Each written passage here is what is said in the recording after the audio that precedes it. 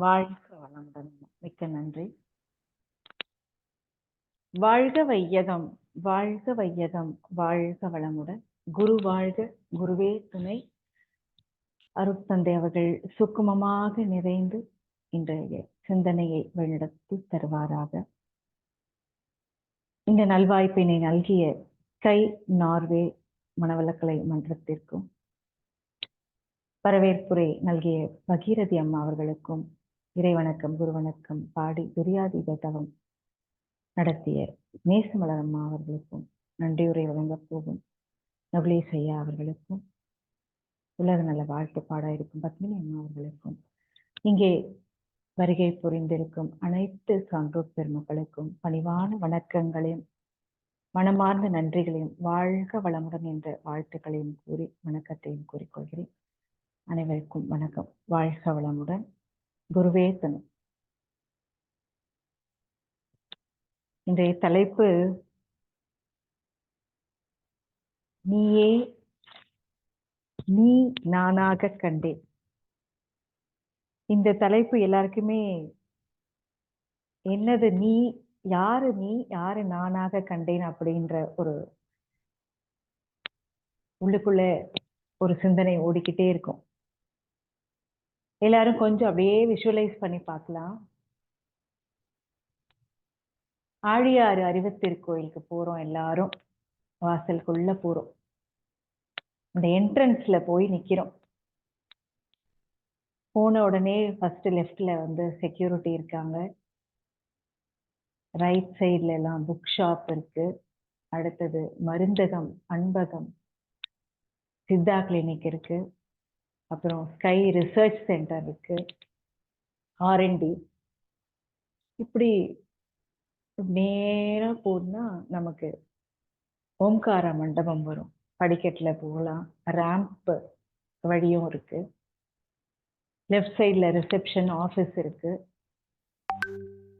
நமக்கு என்ட்ரன்ஸ்லயே நமக்கு கொஞ்சம் விஷுவலைஸ் பண்ணி பார்க்கும் போதே நமக்கு தெரியுது இல்லையா, இயற்கை சூழ்நிலை, மலை. லெஃப்ட் சைட்ல வந்து என்ட்ரன்ஸ்குள்ள லெஃப்ட் சைட்ல வள்ளலாருடைய சிலை இருக்கும். ஒவ்வொரு அகக்காட்சியாக நாம பார்க்கும்போது நமக்கு நம்மளையே ஒரு கருத்துருவம் விஷுவலைஸ் பண்ணிக்கிறோம். அதை இமேஜின் பண்ணி நாம் அங்க இருக்கிற மாதிரி ஒரு பாவனை நமக்குள்ளாக வருது. எப்படி வருது? நம்ம சிந்தனை செய்கிறோம், நமக்குள்ள அந்த அறிவாற்றல் இயங்குது. இப்படி நம்ம அங்க போய் நிக்கிற மாதிரி ஒரு பாவனை. ஆழியாருக்கு போனவங்களுக்கு தெரியும், போகாதவங்க ஒரு கற்பனையாக ஒரு இப்படி இருக்கும் அப்படிங்கிற ஒரு கருத்துருவம் நாம பண்ணிக்கிறோம். இயற்கை சூழ்நிலை, அந்த பச்சை பசேல்னு புல்வெளியும் தென்னை மரமும் மரங்களும் செடிகளும் அங்க பூக்களாக வரிசையாக நம்மளை வரவேற்கும். அந்த படிக்கட்டுகள் பக்கவாட்டுல எல்லாம் வந்து பூக்கள் பூத்து இருக்கும். பார்க்கவே நல்ல பச்சை பசேல்னு மலர்ந்து வண்ண பூக்களும் காட்சி அளிக்கும் போது மனசுக்கு ஒரு ரம்யமான ஒரு அமைதி, ஒரு மனம் சாந்தமாக இருக்கிறத ஃபீல் பண்ண முடியும். மலை பிரதேசம், ஆழியாரும் மலை பிரதேசம் தானே, அங்க மலையை பார்க்க முடியும். மயில் அகவம், அந்த மயில் குரல் கேட்கும். குரங்கு அங்கங்கே நடமாடிக்கிட்டு இருக்கு. இப்படி நாம காட்சி பண்ணும்போது இப்ப நாம அங்க போய் நிக்கிறோமா, இல்ல அது நமக்குள்ள வந்துதா? கொஞ்சம் நாம யோசிச்சு பார்த்தோம்னா தெரியும். மனம் நினைத்தால் அதை தினம் நினைத்தால் நெஞ்சம் நினைத்ததை முடிக்கலாம் அப்படின்னு அந்த 7ஆம் அறிவு பாடல்ல வரும். ஆனா மகரிஷி இதுல ஒரு ட்விஸ்ட் வைக்கிறாங்க. நினைச்சதெல்லாம் நடக்குமா அப்படின்னா, அங்கதான் மகரிஷி தேவை, அளவு முறை இதெல்லாம் சொல்றாங்க. ஒழுக்கம் காக்கணும் அப்படிங்கிறத சொல்றாங்க. பிறரது வாழ்க்கை சுதந்திரத்தை பறிக்க கூடாதுன்னு சொல்றாங்க. இதெல்லாம் மகரிஷி சொல்றதுனாலதான் நம்மளால அந்த அளவு மீறி நம்ம உணர்வு நிலையில போகும்போது நம்ம அதுவா மாறும். மகரிஷி உன்னையே நீ அறிவாய் அப்படின்னு சொல்லுவாங்க. இரும்பு வந்து ஒரு கரண்டியா மாறுது இல்லையா, அதை உருவாக்குறாங்க. இதை நாம யோசிச்சோம்னா இரும்பு வந்து கரண்டி தான் அப்படின்னாலும் அது ஒரு பொருளை தான் குறிக்குது. அதுபோல்தான் தெய்வம் அப்படிங்கிற அந்த அருட்பேராற்றலே பேரியக்க மண்டலத்தில் இயங்கும் எல்லாமாக இருக்குது அப்படின்னு மகரிஷி சொல்றாங்க. இதை நாமளும் ஃபீல் பண்ணிட்டு தான் இருக்கோம். நீயுமாக மனித வடிவமாக இருப்பதும் அதுவே.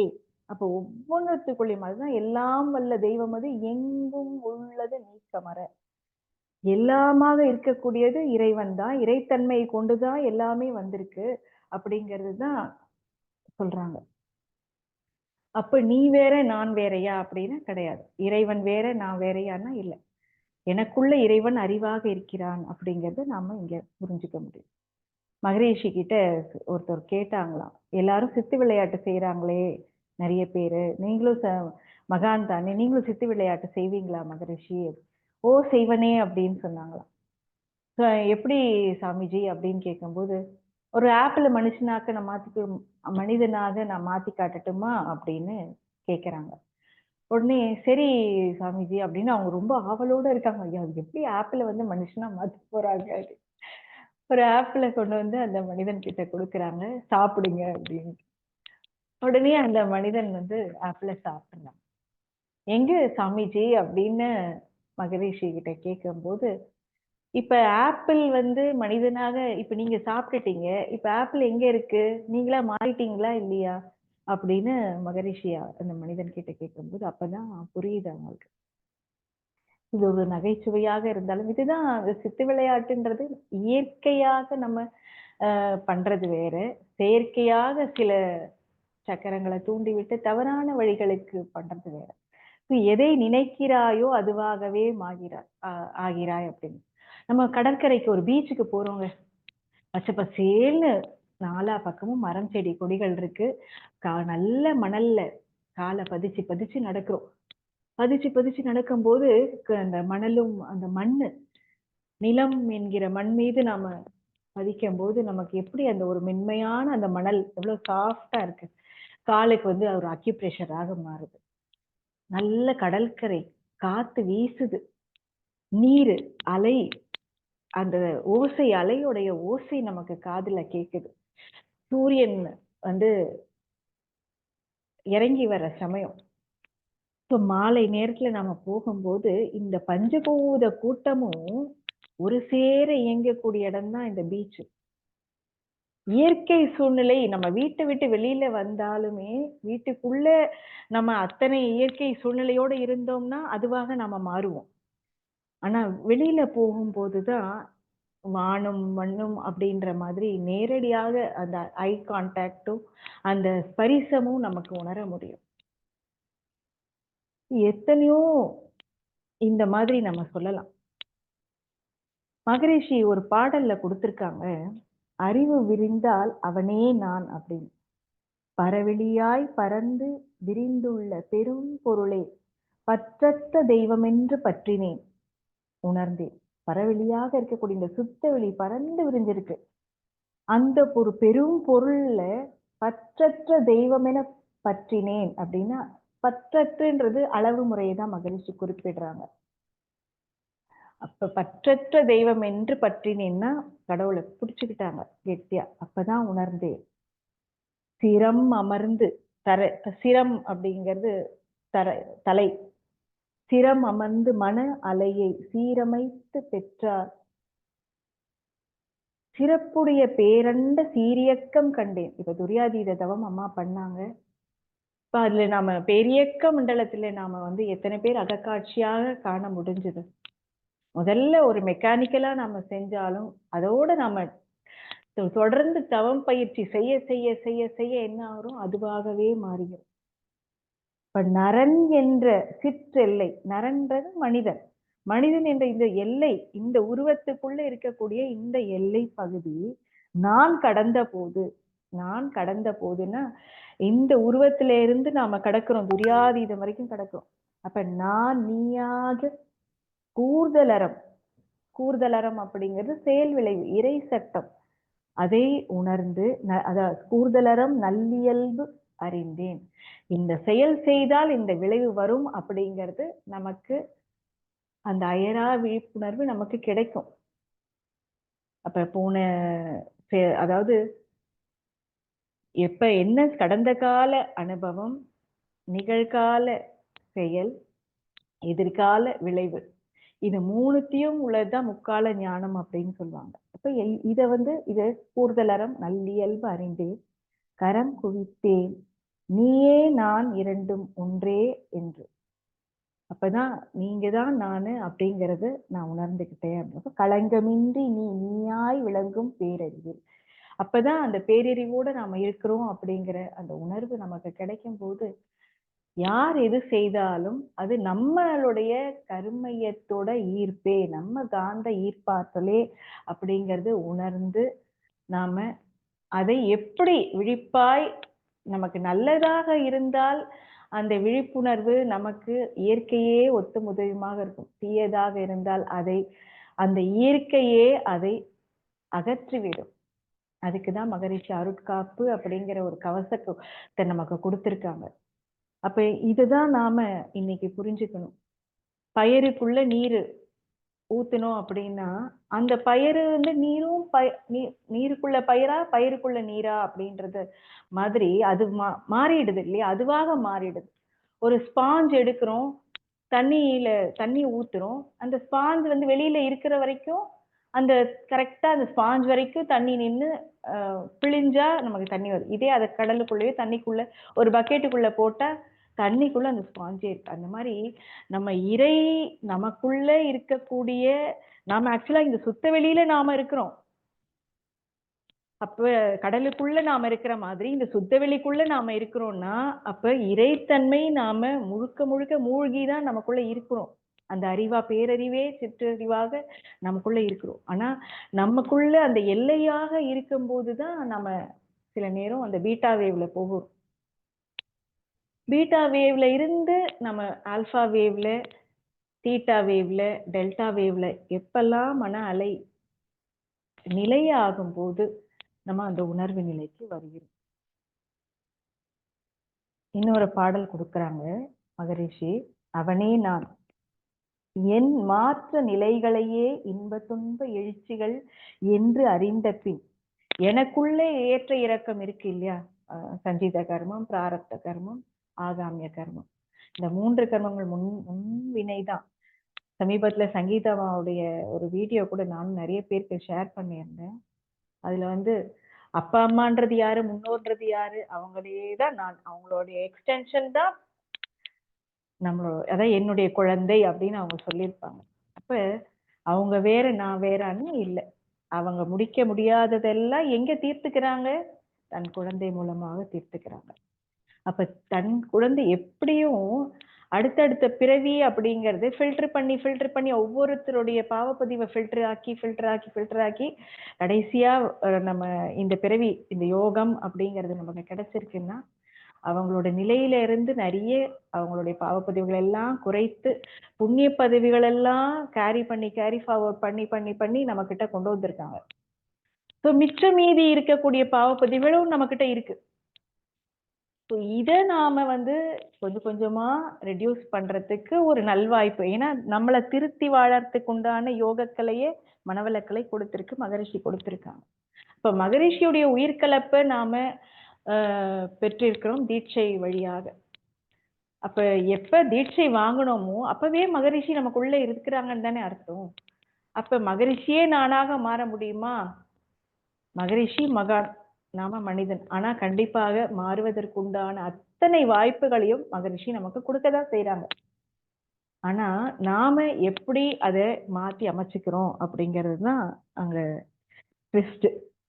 ஸோ அயரா விழிப்புணர்வுக்கு கண்டிப்பாக தவப்பயிற்சி, அகத்தாய்வு பயிற்சி செய்தே ஆகும். செய்யலை அப்படின்னா நாம தவம் செய்யும் போது நமக்குள்ள இருக்கக்கூடிய பதிவுகள் எண்ணங்கள் எல்லாமே தூண்டி விடப்படும். அது நமக்கு ஃபில்டர் பண்ண தெரியல அப்படின்னா எது தேவை எது தேவையில்லை அப்படின்றது எப்ப நமக்கு தெரிய வரும்னா அகத்தாய்வு செய்யும் போது மட்டும்தான் தெரிய வரும். தவத்துல விழிப்புணர்வு காட்டு கொடுக்கும். இந்த எண்ணங்கள் எல்லாம் வருது, இந்த எண்ணங்கள் எல்லாம் வருதுன்னு எல்லா எண்ணங்களும் வெளியேறும். தேவையில்லாதது வெளியேறும். தேவையுள்ளதுல சிலது என்னது இருக்கு, இது சரியா, இது முறையா அப்படிங்கிற ஆராய்ச்சியில நம்மளை நாம தெளிவுபடுத்திக்கிறதுக்கு நாம தயாராக இருக்கணும். அதுக்கு உதவக்கூடியது தான் தற்சோதனை பயிற்சி. தெய்வத்தை நாடுவதும் தெளிந்தறிவில் தேறுவதும் திருநிலையாம். இந்த பாட்டை நான் அப்படியே விட்டுட்டேன்னு நினைக்கிறேன். என் மாற்ற நிலைகளையே இன்ப துன்ப எழுச்சிகள் என்றறிந்த பின் என் மூலம் அப்படிங்கிறது என்னது? இறையாற்றலே நானாக இருக்கிறேன் என்பது உணர்கும் போது, அதை பார்க்கும் போது, உன் மாற்ற நிலைகள், உன்னுடைய மாற்ற நிலைகள் தம்மை உணர்ந்தேன். இறையாற்றலுக்குள்ள இருக்கக்கூடிய ஒவ்வொரு அந்த இறைமைத்தன்மை எனக்குள்ள ஏற்படக்கூடிய மாற்றங்கள், நான் என்னை மாத்திக்கிறதுக்கு தயாரா இருக்கிறேன் அப்படின்னா அப்ப என்னை நான் உணர்கிறேன்னு அர்த்தம். உன் மாற்ற நிலைகள் தம்மை உணர்ந்தேன் அப்பா, உயிர் அறிவு மனம் மூன்றும் நீயாய் ஆனாய். அப்ப எல்லாமே நீதான் அப்படிங்கிறது புரிஞ்சுக்க முடியும். நன்மாற்றம், நல்ல மாற்றம் அறிவடையும் பேறு பெற்றேன். அறிவு நல்ல மாற்றங்களை மாற்றி கொடுக்கக்கூடிய பேரு எனக்கு கிடைச்சது. நாயகனே, நானான உண்மை கண்டேன். அப்பதான் நானான அப்படின்னா இந்த இடத்துல இறை கடவுளே நானான அப்படின்ற அந்த உண்மை கண்டேன். தன் மாற்றம் உணர்ந்து உய்ய நினைக்கும் அன்பர். தன் மாற்றம் அப்படிங்கிறது ஒவ்வொன்றுமே செல்ஃப் டிரான்ஸ்பர்மேஷன் தான் மகரிஷி சொல்லக்கூடியது. எல்லாமே மாற்றம் உண்டே மாறாதது. சேஞ்ச் அலோன் இஸ் பெர்மனன்ட் அப்படின்னு சொல்லுவாங்க. நம்ம மாத்திக்கிறதுக்கு தயாராயிட்டோம் அப்படின்னா கண்டிப்பாக குரு நமக்குள்ள இருந்து நம்மளை 360 டிகிரி ஆங்கிள் பொக்கிஷமா பாதுகாத்து நம்மளை கரை சேர்ப்பாங்க. தன் மாற்றம் உணர்ந்துய்ய நினைக்கும் அன்பர் தமக்குதவும் தொண்டேற்றே நிறைவு பெற்றேன். எப்ப அந்த தொண்டு செய்ய செய்யதான் அந்த நிறைவு அப்படிங்கிறது கிடைக்கும். பிறருக்கு கொடுக்கதான் நமக்கு என்ன நாம கொடுக்கிறோம். நமக்கு கடவுள் எல்லாமே நமக்கு கொடுத்துருக்காங்க. எதுவுமே எனக்கு இல்லை அப்படிங்கிறது கிடையாது. எல்லாமே இருக்கு. எல்லாமே எனக்குரியதாக இருப்பாற்றலாக நமக்கு சுத்தவெளி கொடுத்துக்கிட்டே இருக்கு. அப்ப இந்த அறிவுக்குள்ள அத்தனையும் இருக்குன்னும் போது நமக்கு வேண்டியது என்ன, வேண்டாதது என்ன அப்படிங்கிற விழிப்புணர்வும் நமக்கு கொடுத்திருக்கும் போது வேண்டியது எல்லாம் நமக்குள்ளேயே இருக்கு. கேட்டாலே அதுக்கு கொடுத்துரும். கேட்கறதுக்கு முன்னாடியே கொடுத்துரும். நினைச்சாலே கொடுத்துரும். அந்த அளவுக்கு இறை சக்தி அன்பும் கருணையுமானது. இதைதான் நாம அண்டர்ஸ்டாண்ட் பண்ணிக்கணும். இப்ப இறைநிலைக்கு வரும். தெய்வத்தை நாடுவதும், இந்த பாட்டு எல்லாருமே நம்ம கேட்டுட்டு தான் இருக்கோம் டெய்லி. தெய்வத்தை நாடுவதும் தெளிந்தறிவில் தேறுவதும். தெய்வத்தை, அதாவது கடவுள் தான் எல்லாமாக இருக்கு. அந்த கடவுளுக்கு நாம நன்றி சொல்லிக்கிட்டே இருக்கிறோம் அப்படின்னா இயற்கை நமக்கு ஒத்து முதையுமாக இருக்கும் அப்படிங்கிறதுதான். தெளிந்து அறிவில் தேறுவதும் திருநிலையாம் மனிதன் அவன் பிறவி நோக்கம் பயனாம். அப்பதான் அந்த பிறவி நோக்கம் அவனுக்கு பயனுள்ளதாக அமையுது. தெய்வநிலை தெரிந்து கொண்டேன் திருவருளே நானாக நிகழும் அனுபவம் எனக்கு இல்லை என்பர் சில்லு. தெய்வநிலை தெரிஞ்சுக்கிட்டு திருவருளே நானாக திகழும் அனுபவம், திருவருளே நானாக திகழும் அனுபவம் எனக்கு இல்லை அப்படி. அதாவது எதுவுமே எனக்கு கிடையாது, எனக்கு இல்லை அப்படின்னு சில பேர் சொல்லுவாங்க. எனக்கு கடவுளுடைய ஆற்றல் எனக்கெல்லாம் எதுவுமே கொடுக்கல வைக்கல அப்படின்னு சொல்லுவாங்க. தெய்வனும் பாலை பிறையிட்டு தயிராக்கி பின் தேடுகின்றார் பாலை. பால்ல இப்ப நம்ம தீட்சை வாங்கி நம்ம அதாவது தயிராக மாறிட்டோம். நம்ம அதுல உறைஞ்சிட்டோம். பால்ல பிறையிட்டு பின் தயிராக மாறிட்டோம்னா அதுக்கப்புறம் அந்த கடவுளே நானாக மாறியாச்சு அப்படின்னா திரும்ப நம்ம தேடுவோமா கடவுளை? இப்ப எல்லாமாக நம்மளே இருக்கிறோம் அப்படிங்கிறத நம்ம உணர முடியும். அதை காணேன் என்றால் என்பார் மயக்கே அப்படின்னு சொல்றாங்க. இது அந்த பால்ல பிறையிட்டதுக்கு அப்புறம் தயிர் ஊத்துன அந்த தயிர் எங்க, பால் எங்கன்னு ஒவ்வொரு தேடும் போது தயிர் தான் அங்க இருக்கு, பாலை காணும் இல்லையா? அது மாறியாச்சு. ஸோ இதுதான் நம்மளுடைய டிரான்ஸ்ஃபர்மேஷன். நம்ம தீட்சை பெற்றாச்சு, நமக்கு அறிவு பூரணமாக இருக்கு. அந்த பூரணமாக இருக்கும்போது நம்ம விழிப்புணர்வுல எல்லாத்தையுமே சரி பண்ணிக்கிட்டு வரும். தெய்வம் உயிர்க்கும் அறிவாய் அதன் படற்கையிலே திகழ்கிறது மனமாக தேடுவதை எதை எங்கு. மனமாக படர்க்கை நிலையில இருக்கு. ஆனா நிலையாக அறிவாக கடவுளாக இருக்குன்றதை நம்ம புரிஞ்சுக்கிட்டோம்னா எங்கேயுமே நம்ம தேட மாட்டோம். அப்துல் கலாம் அவங்க இந்த இந்த கதை நான் ஏற்கனவே சொல்லியிருந்தேன், இருந்தாலும் இந்த இடத்துக்கு பொருத்தமாக இருக்கும்ன்றதுனால சொல்றேன். இறைவன் மிகப்பெரியவர். தனக்கூமை இல்லாதான் தாழ் சேர்ந்தார்க்கு அல்லால் மனக்கவலை மாற்றல் அரிது. நமக்கு ஏதேனும் நமக்கு மனசு கவலை ஏற்படும் போது அதுல சிலது மட்டும்தான் நம்ம மற்றவங்க கிட்ட ஷேர் பண்ணிப்போம், சொல்லுவோம். ஆனா சில மனக்கவலைகள் யார்கிட்டயுமே ஷேர் பண்ண முடியாத அளவுக்கு கொஞ்சம் கடினமானதா இருக்கும். அப்போ நம்ம கடவுள்கிட்ட மட்டும்தான் பற்றும் நம்பிக்கையும் கொண்டிருந்தால் நம்மளுடைய கவலைகளை கடவுள்கிட்ட நம்ம முழுசா ஒப்படைச்சிடலாம். யாரோடும் எதனோடும் ஓமித்து கூற முடியாதவனாகிய கடவுளாக மட்டுமே நமக்கு தாராளமாக மன அமைதி கொடுக்க முடியும். இதுக்கு என்ன விளக்கம் அப்படின்னா, அப்துல் கலாம் ஐயா அவங்க சொல்றாங்க, அவங்களுடைய வாழ்வுல ஒரு சம்பவம் நடந்திருக்கு.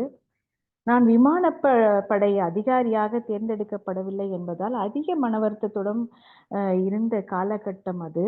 அப்போது ரிஷிகேசம் சென்று கங்கை நதியில் நீராடினேன். அதை தொடர்ந்து சிவானந்தர் ஆசிரமத்துக்கு சென்று சுவாமி சிவானந்தநாத்தை சந்தித்தேன் அப்படின்னு சொல்றாங்க. எனக்கு என்ன மன வருத்தம் அப்படின்னு அவங்க சாமிஜி கேட்டாங்க. முடிவை ஏற்றுக்கொள், தொடர்ந்து செல். விமானப்பணியில் சேர்வது உனக்கு விதிக்கப்படாமல் இருக்கலாம், அதற்காக கவலைப்படாதே. உனது உயர்வு தீர்மானிக்கப்பட்டு விட்டது, அதன்படி நல்லது நடக்கும். தோல்வியை மறக்க முயற்சி செய், புதிய வழியில் வேறு பாதையில் மீண்டும் உனது பயணத்தை தொடங்கு. தேங்கி விடாதே, நீ நீயாகவே இரு. உன் ஆசைகளை ஆண்டவனிடம் சொல் அப்படின்னு அவங்களுக்கு அருள் செய்தாங்களாம். அப்பதான் நமது ஆசைகள், எண்ணங்கள், லட்சியங்கள் நிறைவேறாமல் போகும்போது அது நமக்கானது இல்லை, நமக்கானது வேற ஏதோ அப்படின்றத நாம கொஞ்சம் அண்டர்ஸ்டாண்ட் பண்ணிக்கிட்டோம் அப்படின்னா போதும். சிலது கிடைக்கலன்னும் போது நாம துயரப்படுறோம். இதுல மகரிஷி சொன்ன அந்த தேவை அளவு முறை அப்படிங்கிறத கொஞ்சம் நாம அதை இம்ப்ளிமெண்ட் பண்ணணும் அப்படின்னா நமக்கு அது புரிஞ்சிடும். எது நமக்கானது, எது நமக்கானது இல்லை. நம்ம மகரிஷி கிட்ட வந்தா நம்மள ப்ரொடெக்ஷன் மட்டும்தான் கொடுப்பாங்க. தேவையில்லாததுக்குள்ளெல்லாம் போய் மூக்க நுழைக்கிறதுக்கு விடவே மாட்டாங்க. அது 100% ட்ரூத். அதனால நம்ம என்ன புரிஞ்சுக்கணும் அப்படின்னா, நமக்கானது கிடைக்கலையா, அது நமக்கானது இல்லை, நமக்கு ஆல்ரெடி கொடுத்தாச்சு. எல்லாமே எல்லாமே நமக்கு இருப்பாற்றலாக இருக்கு. திரும்பி என்னத்துக்கு நம்ம பேராசைப்படணும்? இருக்கிறத விட்டுட்டு பறக்கிறதுக்கு யாராவது ஆசைப்படுவாங்களா? எல்லாமே இருக்கு நமக்கு. இப்ப நாம சில விஷயம் கிடைக்கலன்னு துயரப்படும் போது அந்த வேளையில் நாம் இறைவனிடம் சரணடைந்தால் நம்மளுடைய துயரத்தின் கனம் குறைந்து மனம் லேசாகும் என்பதை அப்போது நான் உணர்ந்தேன் அப்படின்னு அப்துல் கலாம் அவங்க இந்த திருக்குறளோட சொல்லி வலியுறுத்துறாங்க. இந்த விஷயத்த நம்ம அண்டர்ஸ்டாண்ட் பண்ணிக்கிட்டோம்னா போதும். இந்த இரும்பு துண்டு சொன்னேன் இல்லையா, கரண்டியை உருக்கிட்டா இரும்புக்கு கொடுத்த வடிவம் மறைஞ்சிடுது. அதே மாதிரி இந்த மனிதன் எப்போ இறைவனோட சேர்ந்த இணக்கமாக நம்ம தவத்திலே ஆழ்ந்து, அதுதான் சமாதின்னு சொல்லுவாங்க. அதாவது ஆதிக்கு சமமான நிலை. நம்ம அப்படியே அதோட ஐக்கியம் ஆயிட்டோம் அப்படின்னா அங்க இறைவனே நான் அப்படிங்கிற தன்மை மட்டும்தான் இருக்கும். அப்ப இங்க இந்த மனிதன், இந்த ஜெயலட்சுமி அப்படிங்கிற அந்த உருவம், இந்த இதெல்லாம் இருக்காது. எல்லாரும் ஒண்ணுதான். எல்லாருக்குள்ளயும் அதே அறிவாற்றல் தான் இருக்கு அப்படிங்கிறது புரிஞ்சுக்க முடியும். ஸோ அந்த இரும்புக்கு கொடுத்த பெயர் மறைஞ்சிடுது. என்ன மிச்சம்? இரும்பு தான். இரும்பை பல வடிவங்களாக்கி பெயர்களை அக்கருவிக்கு கொடுக்கிறோம். அது மாதிரிதான் இறையாற்றல். இப்போ ஓரறிவுக்கு மரம், செடி, கொடிகள், அதுல ஒரு பழம் எத்தனை வகை, கொய்யா பழமும் மாம்பழம், அடுத்தது ஆப்பிள். ஆனா ஒவ்வொன்றுத்துக்கும் ஒவ்வொரு சுவை கொடுக்குது. அது மாதிரி ஒவ்வொரு மனிதனுக்குள்ளேயும் ஒரு அறிவாற்றல், அவங்களுடைய கருமைய பதிவுக்கு ஏத்த மாதிரி இன்ப துன்பம் எல்லாமே அவங்கவுங்க உயிருக்கு எப்படி டிராவல் பண்ணி வந்திருக்கோ அதுக்கு தகுந்த மாதிரி கூடுதல் குறைவு இருக்கும். ஸோ அதை நாம சரி பண்ணிக்கணும் அப்படின்னா தற்சோதனை செய்து சரி பண்ணிக்கிட்டா மட்டும்தான் சாத்தியம். தியானம், நம்மளுடைய மனவளக்கலை பயிற்சி, அதாவது உடல் பயிற்சியும் சரி, காயக்கல்ப பயிற்சியும் சரி, நம்மளுடைய தவ பயிற்சியும் சரி, நம்மளுடைய தற்சோதனை பயிற்சி, இந்த டோட்டல் பேக்கேஜை நாம கம்ப்ளீட்டா எல்லாமே தினம்தோறும் செய்து வந்தாலே நம்ம கண்டிப்பாக மேன்மை பெறுவோம் அப்படிங்கிறது நம்மளால புரிஞ்சுக்க முடியும். ஸோ அதே மாதிரிதான் நம்மளை நாம புரிந்து கொள்ளறதுக்கோ அறிந்து கொள்ளறதுக்கோ முயற்சி செஞ்சால் மனிதன் என்ற வடிவத்தையும் நம்மளுடைய செயல்பதிவுகளாக உள்ள வினைப்பதிவுகளையும் கழித்துப்பார். உன்னில் மிஞ்சுவது எல்லாம் வல்ல அருட்பேராற்றலாக விளங்கும் பரம்பொருளே அப்படின்றது மகரிஷி சொல்றாங்க. அறிவை அறிய தகுதியும் முறையும் இது மட்டும் கொஞ்சம் அப்படியே பார்த்துட்டு நம்ம நிறைவு செஞ்சுக்கலாம்னு நினைக்கிறேன். அறிவை அறிய ஆர்வம் எழுந்துட்டா போதும். அது தன்னை அறிந்து முடிக்கும் வரையில் அமைதி பெறவே பெறாது. நம்ம யாரு, எதுக்காக பிறந்திருக்கோம், இது ஏதோ ஒண்ணு நமக்குள்ள டிஸ்டர்ப் பண்ணுதா, இல்ல டிஸ்டர்ப் பண்ணாம இருக்கிற விஷயம் நிறைய இருக்கா? இப்ப நம்ம தொண்டு செய்ய செய்ய செய்யதான் நம்ம கர்ம வினைகள் குறைஞ்சுக்கிட்டே வரும். இப்போ நம்மளுடைய அந்த ஆர்வ எழுச்சி பெற்ற அனைவருமே அறிவை அறிந்து கொள்ளணும் அப்படிங்கிறது புத்தகம் மூலமாகவோ வெறும் விளக்கங்கள் மூலமாகவோ அறிவுதனை அறிந்து கொள்ள முடியாது. முறையான அகநோக்கு பயிற்சி மட்டும்தான் சரியான குரு, அப்புறம் அந்த முறையான அந்த நம்மளுடைய பயிற்சி, இதெல்லாம் தான் நம்மளுடைய உயிராற்றல் உள்ளுணர்வாக பெறறதுக்கு அறிவு நம்மளை படர்க்கை நிலையில இருந்து நிலைக்கு கொண்டு வரும். இப்ப தானே தன் மலர்ச்சி நிலைகள் ஒவ்வொன்றையும் உள்ளடக்கமாக கடந்து முடிவில் தன்னையே மெய்ப்பொருளாக உணர ஏற்ற சாதனை தான் அகத்தவமாகும். இதனை நம்ம யோகம் அப்படின்னு நம்ம சொல்றோம். தானே அனுபவத்தால் தன்னை மெய்ப்பொருளாக உணரும் நிலையே மெய்ஞானம்.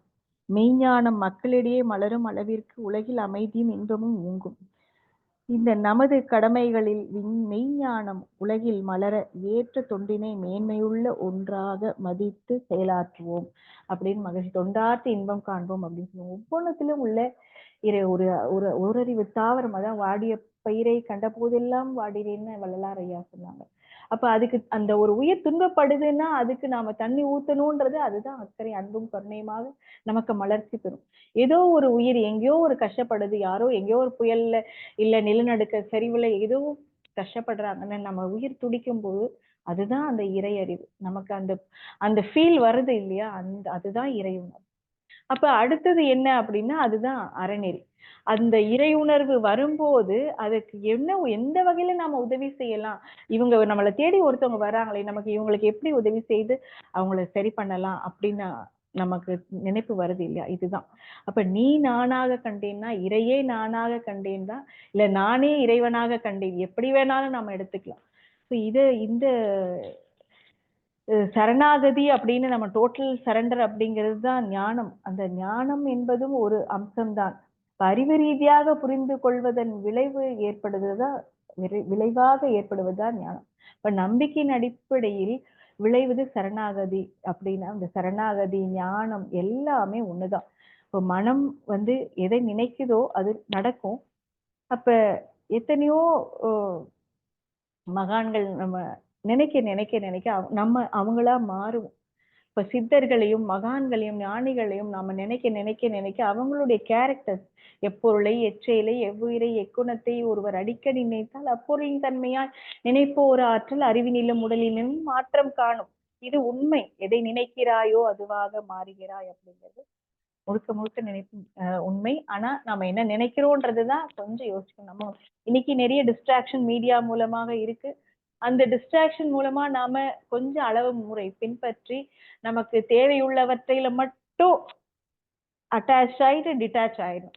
இதுதான் நாம இன்னைக்கு கத்துக்க வேண்டிய ஒரு விஷயம். ஸோ அப்ப நாம இறைவன் நாம இருக்கக்கூடியது புரிஞ்சுக்க முடியும், உணர முடியும். இது நாம ஃபீல் பண்ணவும் முடியும். நம்மளே நாம புரிஞ்சுக்கிட்டோம், நம்மளே நாம தெரிஞ்சுக்கிட்டோம் அப்படின்னா அதுவே அயரா விழிப்புணர்வு. அந்த நிலையில நாம என்னைக்குமே பயணிச்சுக்கிட்டு இருக்கிறோம் அப்படின்றத நம்ம ஃபீல் பண்ண முடியும். இந்த நிலையில நான் இந்த சிந்தனையை நிறைவு செய்து கொண்டு வாய்ப்பளித்த ஸ்கை நார்வே மனவளக்கலை மன்றத்திற்கும் இங்கே வருகை புரிந்திருக்கும் அனைவருக்கும் மனமார்ந்த நன்றிகள். அனைவரும் அருட்பேராற்றல் கருணையினால் உடல் நலம், நீளாயு, நிறை செல்வம், வாழ்க வளமுடன், வாழ்க வளம்.